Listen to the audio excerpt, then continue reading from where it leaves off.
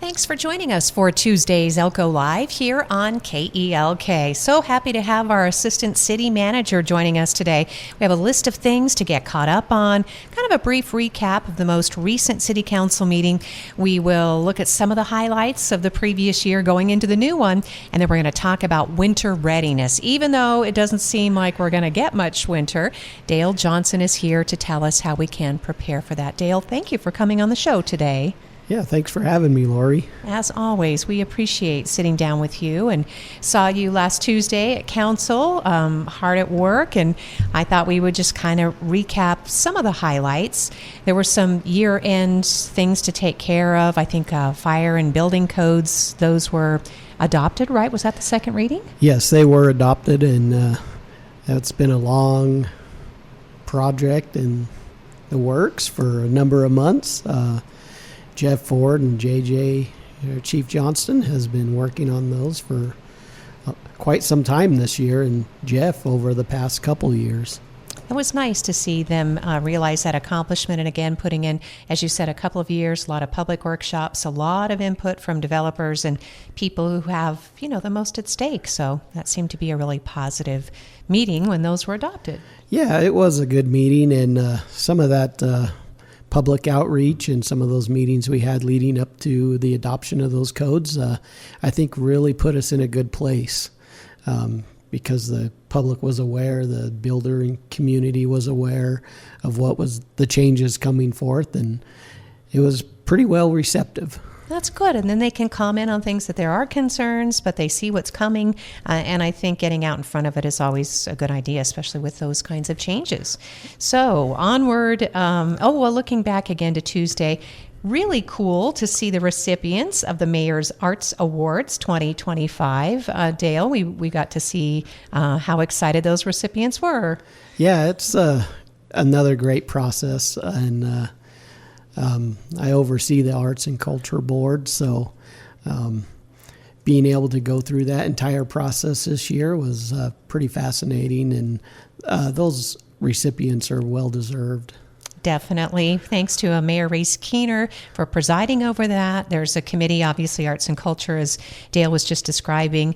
They, receive and solicit the nominations in the various categories. So I'll just quickly run down. I know Alyssa Compton was singled out for her work around the community, and in particular that fairgrounds mural. She really put that together in fast time, in time for the fair, and it's just beautiful and vibrant. It's just really a great piece of work. Yeah, it is a great piece of work, and Alyssa did that entire wall by herself in the heat of the day. Of summer, right? Yes. And had it ready before the fair, so that was great. And then Alyssa also was chosen to provide the awards for the art recipients. Oh, that's right. Those framed prints that actually they're originals and they're beautiful. So that was really exciting. Each recipient of a Mayor's Arts Award gets this original piece of art designed by a local artist. So yes, thank you for reminding me that Alyssa did those too.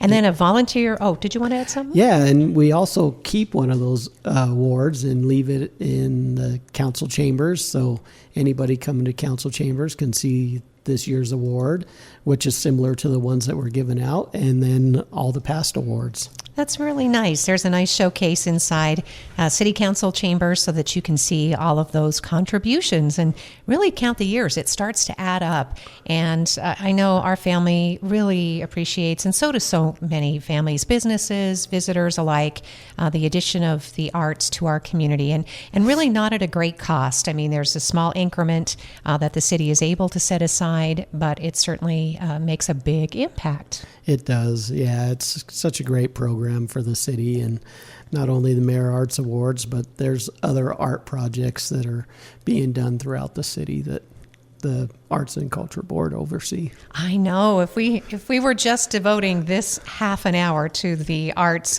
we would have so much to talk about, Dale. But I know I'm just among so many who are excited about the America 250 project. So thanks for your work in taking that one on as part of your assistant city manager duties too. I think we're going to get 2 art projects downtown, it sounds like. Yeah, There's a pretty good possibility of that. We should know more in the coming weeks, but the one that Great Basin College is providing is going to be a great project. Yeah, definitely. A lot of hometown support for that one. And then the other is going to be a more colorful exhibit, also a sculpture that will go downtown in our newly renovated spaces, which obviously we can mention that as one of the highlights of 2025. Other recipients of the Mayor's Arts Awards include the volunteer nonprofit Elko Art Club. They have an art gallery. It's a co-op there on Railroad Street. They have classes, they have community events, and they're in a historic building there in downtown Elko. Yeah, they are. That's a neat little shop. I don't know if you've ever been into it or if the public ever is down there and wants to walk through that. They got a lot of art displayed, and yeah, it's a great little place to go pick something up or browse. Exactly. Just browse, be inspired, meet the artists because they often staff the facility as well. And I think it's neat because it is also housed in the building that's owned by local architect Catherine Wines. And Catherine was singled out for the Mayor's Arts Award for service to the arts. She's an advocate for arts and sustainable design, for creating, spaces and communities. And she's also looking forward to a project that she's going to be working on for the America 250, which I think she's working with Elko County on that one. So yeah, that's what I hear. And Catherine, she used to be part of the Arts and Culture Board. She's done a lot for the arts in the city of Elko, and we really appreciate everything she's done. Yeah, it was nice to see her recognized for those efforts. That's not something that she expected, truly.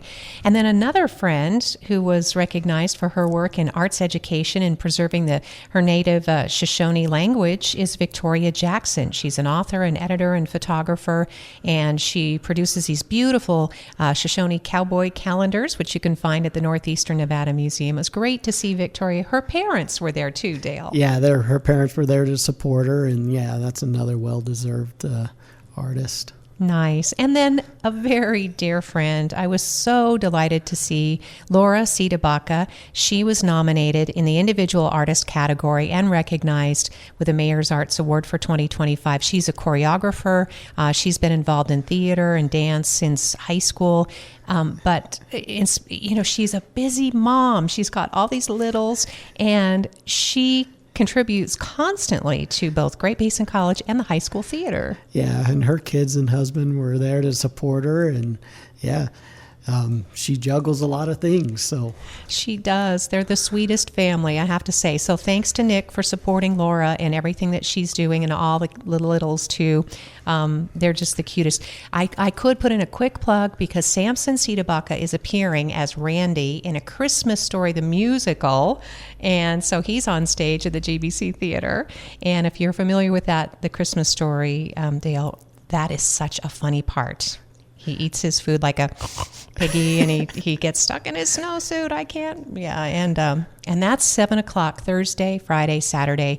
Then one matinee left, 2:00 on Saturday, and that's A Christmas Story, the musical. I'm sure that'll be a great production. It really is. It's so family friendly, and it's a collaboration between Overland Stage and Great Basin College Theater. So, like I said, we could spend the whole half an hour talking about the arts, Dale, but thank you. In your role as the Assistant City Manager, you oversee the Arts and Culture Advisory Board. And thanks to those members of that board, it's a diverse board. They have great ideas. They work carefully together. It's very nice. Yeah, and they're really involved in do a lot of things, so that's nice. To have. Yeah, sometimes advisory boards, people say, thanks, I'm on a board, but then they don't pitch in. But this board is very active, as you said.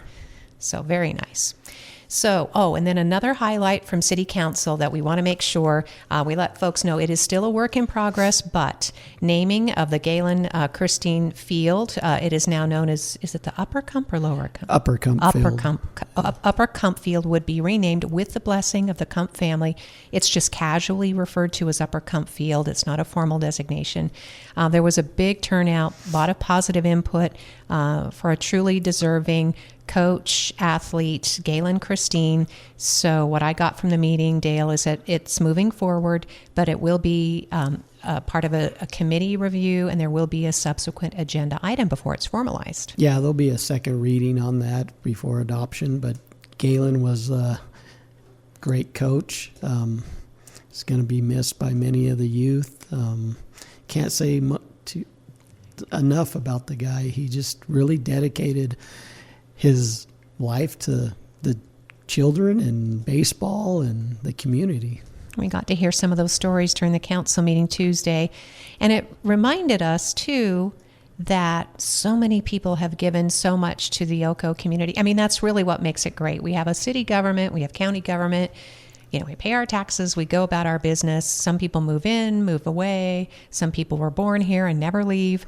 But it's the citizens who make it nice. It is. Yeah. It's very cool. Yeah, it's very, very cool. So hopefully, as a result of this too, because this is the last field that could be named. It is the last field. So, we'll have to figure something out for those who come now and who are also very deserving of, having a plaque or their name on a field.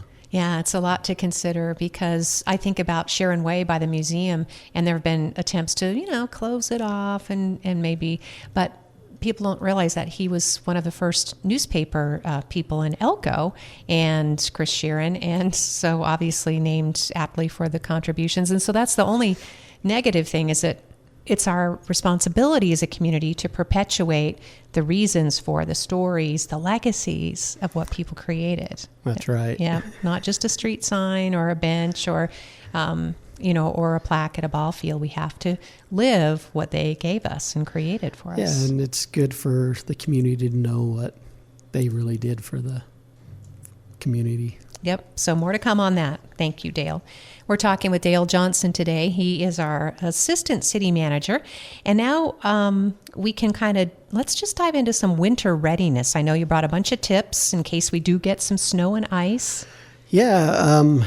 First off, big ones, if you have any water emergencies, you can reach out to the water department at 775-777-7135, or there's an after-hours emergency number that, it's central dispatch, and that's the non-emergency number, 775-777-7300, and they could dispatch a water operator if you're having any water or sewer emergencies. Another thing to keep in mind, if we do get a bunch of snow, keep your fire hydrants clear, and not only the fire hydrants, but know where your water and shut-off valves are and keep those clear in case you have an emergency. And then the big one's probably snow removal throughout the city. Yeah, there are often questions. People say, I've got to get to work if we do get enough snow that it makes it significant. But there are some priority plowing areas, which it doesn't hurt to remind people what those are and maybe why. Yeah, our priority one are our main arterials. We have 200 lane miles, and those are our routes to schools, the hospital, PD, fire, things like that. And those are the number one prowl route that get taken care of first off. Then we have our priority 2. Those are all of our collector streets. Those are streets with major traffic volume, but again, priority 1 comes first. And then our priority 3 is the remaining streets throughout the city. That's your local and residential areas, things like that. And people can help this process. We try to remind everybody every year, and it's easy, it happens. When you're storing a vehicle, right? Whether it's a jet ski or an RV, it does make it very difficult for the plows and for people to see around the vehicles. Yeah, when those are left on the streets, it is difficult for the plow drivers to plow residential streets and things like that. It's best to keep those off the street if you can. We do push the snow to the curb sides. That's basically for storage and to keep visibility and things throughout our roadways. But yeah, keeping things off the road is a big one. And we do have places to store those vehicles now. It used to be a problem in the past. I don't think we had like the commercial enterprises to do it, and now we do. So Yeah, there are a bunch of local commercial vendors who offer storage for recreational vehicles, and yeah, if you can use those, that's the preferred method. good idea. And then there's also what's going on right now is the Christmas tree pickup will be happening, after the holiday for those of you who have live trees. Yeah, we do offer the Christmas tree pickup. That should be the week of January 2nd through Thursday or Friday through January 8th or 9th. So we'd be picking up just after the New Year's holiday. So take the ornaments off. Yes, please take the ornaments off. And they can't be mulched. No, they cannot. Yeah. And then put it by the curb, right? Yeah, you can put it by the curb. We can pick it up. We'll also have the drop-off area there. Usually it's at the main city park. Yeah, behind the Sherman Station. Yeah, that's correct. Okay, behind the chamber headquarters. All right. And they won't be going on private property to get your tree, so make sure it's out there curbside or in that median area by the sidewalk, Yeah, in the right? city right away there. Okay, perfect. All right. So that'll be coming up after the holiday, and that's Christmas tree pickup. We talked about snow and ice. Go ahead. And if there is any snow, that could be delayed, that Christmas tree pickup. So, again, plowing the streets come first. That comes first. Could become bird habitat, depending on if we do get any significant snow.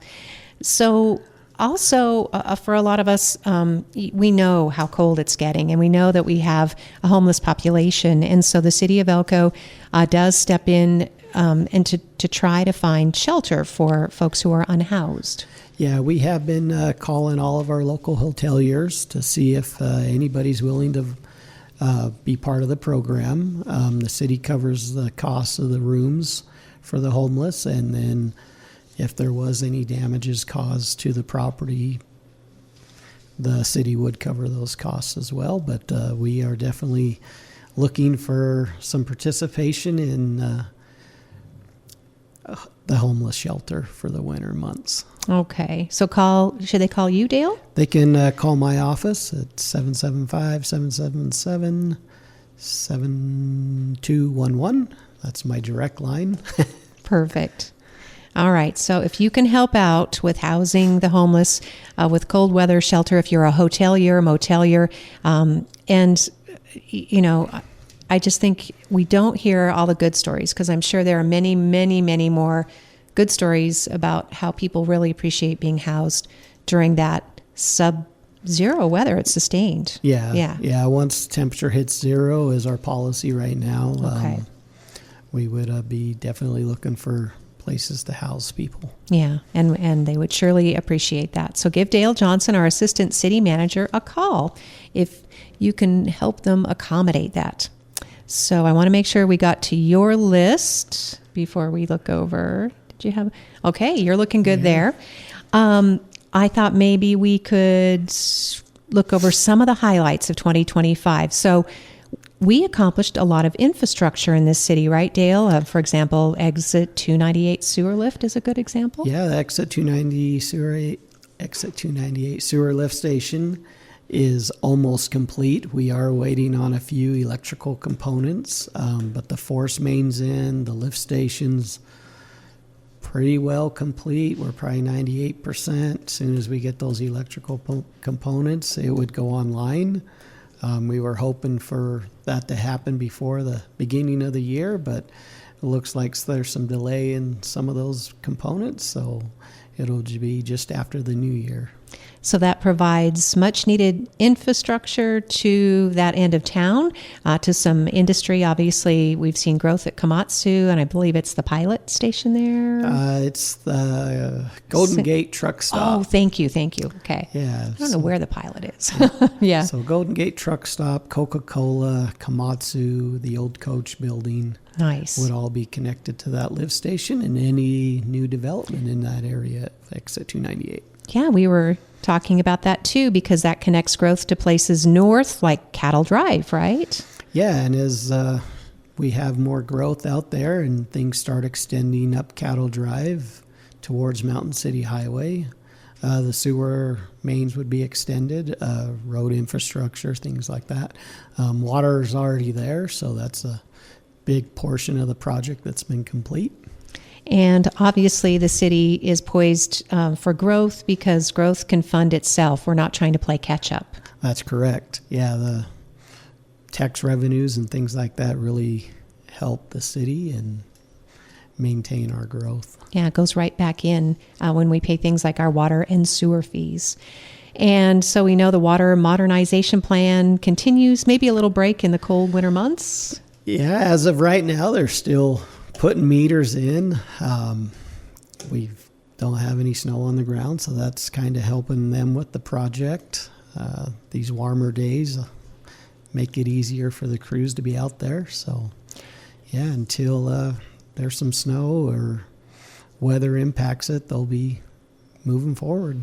And then some folks will obviously, all city residents or commercial business owners should have gotten letters about lead pipe examinations, right? Yeah, who have received those letters, what we need to do is just verify if you have lead pipes in your home or coming to your home from the street. The water department can go out and look at your piping coming into the home and your shut-off valves next to the street and determine what type of pipes you have. So it's not necessarily bad news. Sometimes people ignore things, right, Dale? Because they're like, oh, I don't want to know if I have lead pipes. Yeah, it's better to call the water department, have them come out and look. For one, if you don't have lead pipes or galvanized pipes, we can check you off the list and you won't receive those letters anymore. Mm-hmm. Or, if you do have lead or galvanized pipes, you can have a plan to replace them in the future. And I was just going to ask about that. So, because had a couple of family members responded to the letters, it was fine. They said nobody even had to come in the house. They just basically went into the alley or looked where the connection was. Yeah, and a lot of it could be depending on the year the home was built and things like that. There's some telltale signs out there that really give them an idea of when it was put in. And so the next question is, if you do have lead piping, is it the homeowner's responsibility?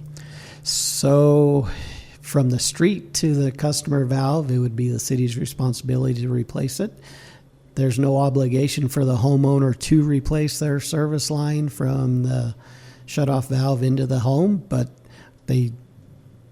EPA and the city want to make sure you're aware that you do or potentially may have a lead service line or galvanized line, and that there are some health effects that could come with that.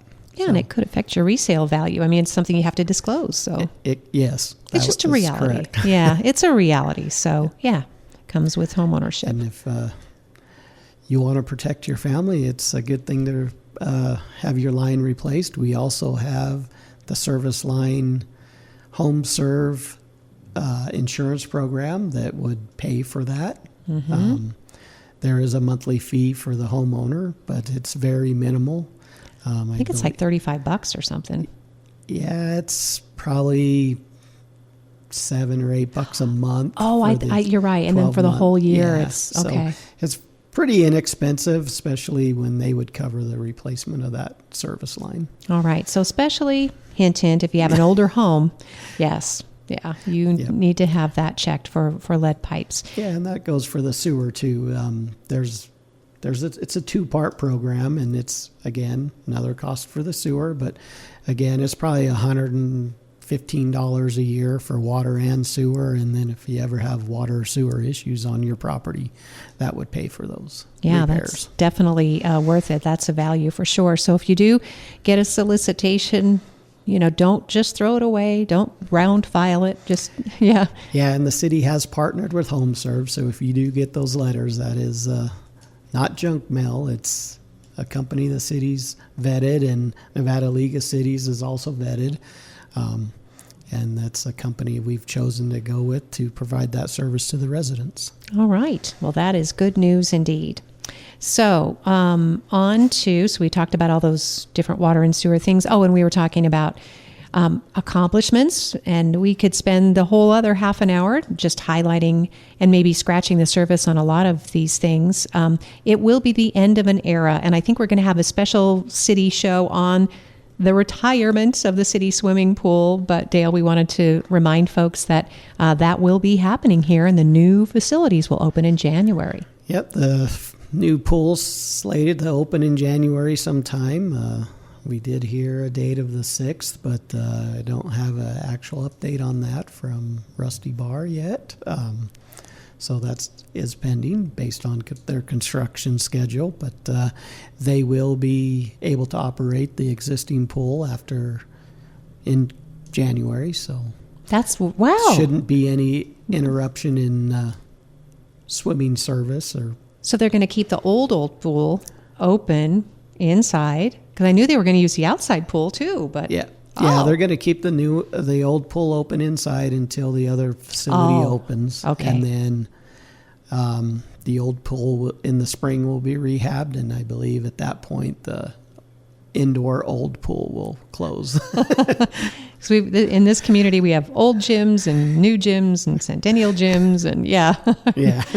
We kind of, after you live here, after a while, you get used to it. So, Well, great. We will look forward to more on that. I know that I think James Wiley and Jan Baum and maybe even Nikki are working. She's the pool manager, and I think we're going to work on getting a special swimming pool show just for listeners who like to reminisce about, because that pool's been open for over 50 years. Yep. Yeah. And with the new pool, the old outdoor pool will become part of that facility. So that'll be a good addition to keep that outdoor pool. I know. I was looking, Rusty made his presentation, and he brought, I don't know if I can find it quickly enough, but it's going to have like a cove theme. So there'll be outdoor barbecues, and you can rent the space just for your own parties. But it's going to have a cool vibe. And I think they're still going to keep some of the outdoor toys and things like that too. Yeah, they're getting a whole new concrete patio between the two facilities and around the pool. So and some of those outdoor activities are areas where the barbecue pits will be. Yeah, and then someone I think has made it possible, and I know that they're going to let them name that. So that's going to be cool. I couldn't find it quickly enough, but I know it's in here somewhere. But yeah. Anyway, we will talk more about it as the date draws near. As you said, maybe it will be like January 6th, but it's coming. It's right around the corner, so hopefully they finish on time. Yeah, I think so. They were waiting for parts 2, and everybody's kind of in that boat right now. Yep. So, but if they don't, they still have the indoor pool. Yes. So yes, you will get to go swimming this winter. So it's important for a lot of people for health and recreation, for the Anacondas, our swimming team. So yeah. Cool. Yeah. So I'm just checking over my shoulder here for time, making sure. Another cool thing we got done was like the Aerocard extension, I think. I mean, at least laying the plans for that. Yeah, the Aerocard extension, the first phase is complete. That was the water line project and the right-of-way roadway extension. We did get from the hospital over to roughly the south side tank, which is right near 4th Street. We are looking at phase 2 of that project now and have some engineers' estimates and things like that to extend the road all the way to Aircart Bridge. We'll see where funding sources come from for that portion of the project, but that is something that's on the city's radar. That's really good to hear. And it's about planning, and when you have those plans ready, then the money comes along. You can just go. Yeah, it is, and it's completely designed, so we're just waiting to see where the funding will come from. We're still paying on the Idaho Street bond, so yeah, that's till that one's paid off. It could push this one out a little bit, but we'll see where our funding sources end up. Hopefully we can get the city, the county in the same room, because I know they're looking for second sources to Spring Creek, and this does not entirely alleviate that, but it could certainly help. Yes, it would be a great project to partner with the county commission, and because it would be another way to get over to the hospital from the town and alleviate some of the traffic on Lamoille Highway, 12th Street Bridge, 5th Street Bridge. So Yes.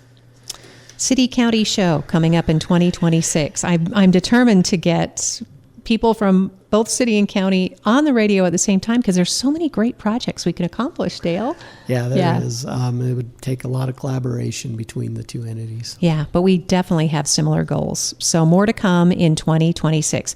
And speaking of, I guess we can kind of close out. Obviously, I want to make sure we got to your talking points, Dale, but there will be challenges in 2026. We have reached the end of ARPA or ARP funds. And so suddenly we're kind of poor. We spent all the money. Yeah. Yeah, we finished all those projects, the Elko Mountain Booster Station, the Ericart project, Hospital Second Source line, the Cattle Drive line. All those water projects are complete. So, yeah, those are all done and wrapped up with some public work projects that we've done this year. We did the 12th Street Bridge. Mill and fill across the bridge decks, so that project's complete. We did our Hot Springs Road project, which was the at-grade rail crossing down by Gateway RV and our water and sewer shop. So yeah, we've done quite a few projects. And then the one that lasted most of the summer was the RDA sidewalk project downtown. So that was quite the large project and took quite a bit of time. Made it very nice, pedestrian friendly. We gave it a test run during the Snowflake Festival, the parade. We may have to make some adjustments in the future, but hey. Yeah, it went pretty well. The parade route was changed to accommodate the parade. The big vehicles. The big vehicles, yeah. Yeah. Yeah, so we may have to make some modifications there on 4th Street to the block end projects that were done few years back just to accommodate some of those larger vehicles. But with that, there could still be some restrictions on the lengths of vehicles that could be entered into the parade. And I think some cities around the country have those. I think places like Twin Falls, if I recall, and it's yeah, we'll try to accommodate what we can, but yeah. We'll do our best. Sounds great. Doing our best in 2026. Just a reminder, again, the reality is we have declining C-tax. The city, the county, the school district, the college, I mean, everybody's feeling the pinch. So shopping locally supports your local economy. It does.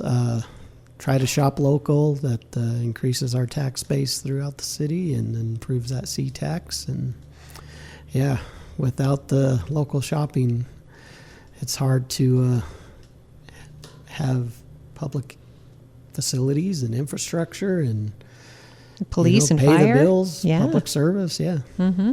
And you're helping support the dreams of local business owners. That's too. Correct. Yeah, they really care about the things that they're providing in the community. So. Yeah, without the local business owners, we'd be at a loss. Yeah. We had family visiting from Colorado, and boy, did they appreciate the local shops and stores, Dale. So just everything looking good, everybody friendly. It was just a wonderful festive atmosphere. Yeah. So congratulations, Elko City. Pat yourselves on the back. All of the merchants and the residents and the people who go out of their way to make this a very special place to live. Yeah. Yeah. Did we get to all your talking points? Yeah. I think so. Okay. I always appreciate sitting across from our Assistant City Manager, Dale. Thank you so much. Happy New Year, Merry Christmas, all the things, right? All the merriest of everything. Yeah, thank you for having me, and Merry Christmas and Happy New Year to you as well. Yes, and thank you, listeners, for joining us for Elko Live. We should say Happy Hanukkah, too, because I know that is underway as we're speaking. So thank you for joining us for Elko Live today. We appreciate all of you listening, and we'll have many, many more programs this year and into 2026.